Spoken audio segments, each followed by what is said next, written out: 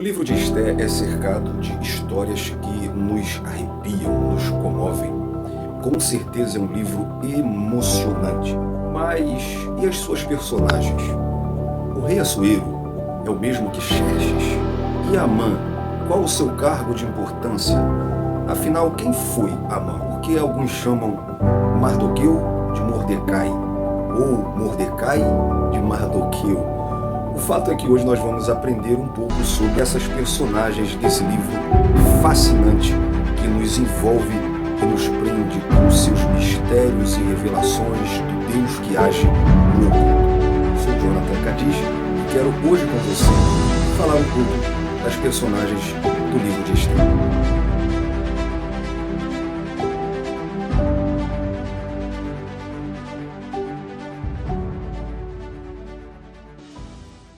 Antes de seguirmos com o vídeo, eu quero pedir um favor para você que já é inscrito.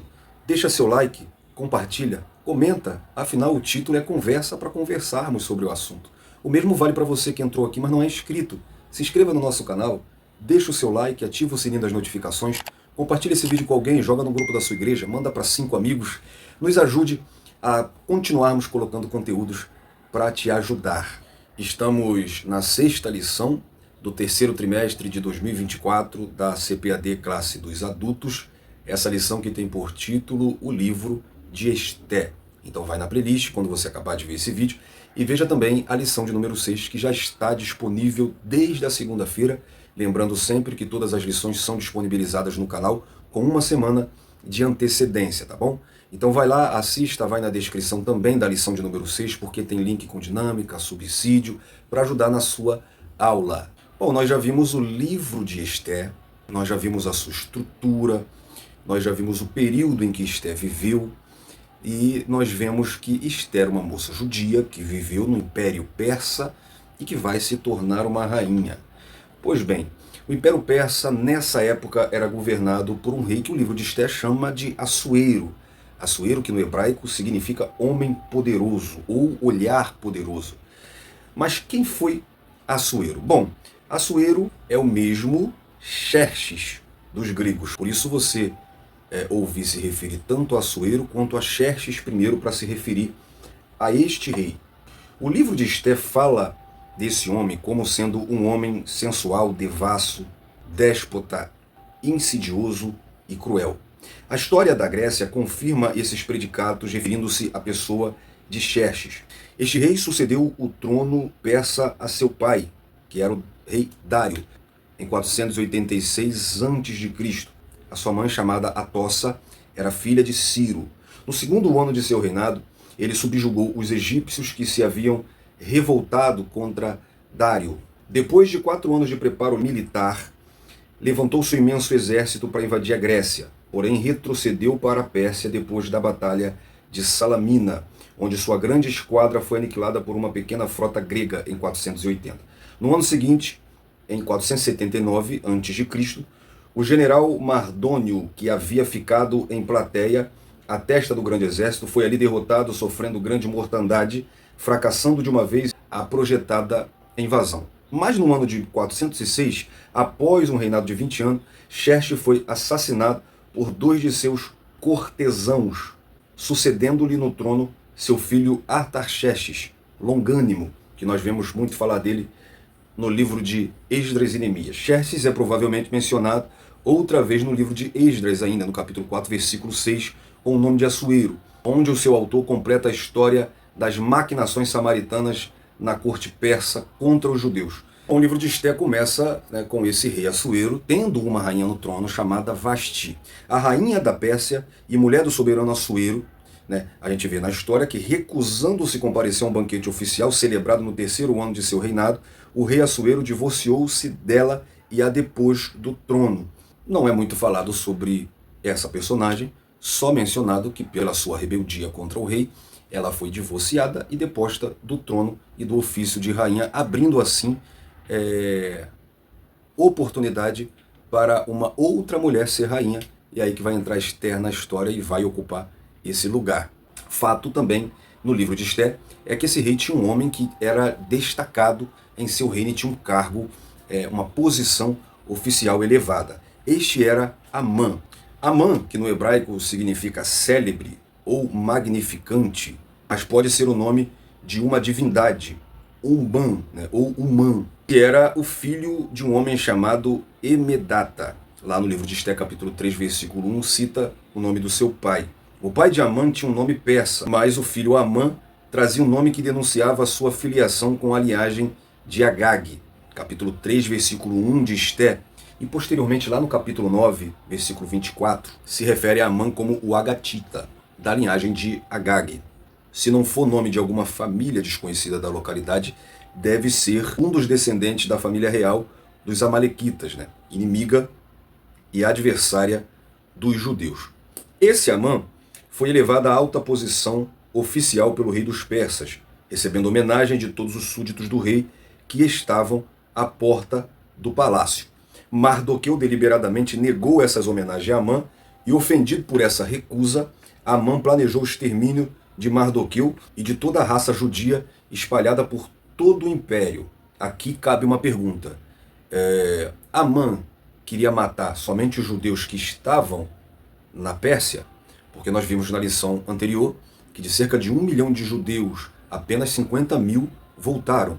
Isso é muito pouco para o número de judeus que tinha na Pérsia. Então, se nós temos um povo judeu na Pérsia e Amã pretende exterminar o povo judeu, será que ele queria matar somente os que estavam na Pérsia? O capítulo 1, versículo 1 de Esté diz que esse rei Assuero reinou em 120 províncias, que iam da Índia à Mesopotâmia. E quando você vê o pedido de Amã, não era para eliminar somente os que estavam na Pérsia, mas Amã, ele pede ao rei que elimine todo o povo espalhado em todas as suas províncias. Lembrando que Jerusalém, lembrando que toda a nação de Israel ainda fazia parte das províncias do Império Persa. Tá? Você vê, por exemplo, numa época posterior, Neemias indo edificar o muro e pedindo autorização ao rei Artaxerxes, inclusive autorização dos governantes que estavam em Jerusalém, governantes esses persas, que eram líderes nas províncias persas. Então, aqui é a resposta da pergunta. Amã queria eliminar toda a raça judia, não só que estavam na Pérsia, mas espalhados em todas as 120 províncias do rei Assuero. E por último, uma das personagens mais influentes nesse livro, que é Mardoqueu, ou Mordecai. E já começamos esse ilustre personagem com uma dúvida. O correto é Mardoqueu ou Mordecai? Gente, é o mesmo nome, só que Mardoqueu é a pronúncia no português de Mordecai, que é o nome no hebraico. Então eu vou chamá-lo de Mordecai. Mas se você quiser chamar de Mardoqueu ou de Mordecai, fique à vontade. Eu prefiro Mardoqueu, que é no português, mas vou chamá-lo de Mordecai, porque é assim que está na ferramenta que eu estou usando, que é o Novo Dicionário da Bíblia, de John Davis, né? É o dicionário ampliado e atualizado da editora Magnus. Muito bom, tá? Te indico. Eu estou usando ele e ele está se referindo a Mardoqueu como Mordecai, então vou me referir a ele como Mordecai. Bom, este nome talvez seja um nome persa, significando homem pequeno, ou um diminutivo da palavra Merodach. É o nome de um benjamita, filho ou descendente de Jair, que era filho de Simei, filho de Quis. Tá? Você vê isso em Esté capítulo 2, versículo 5.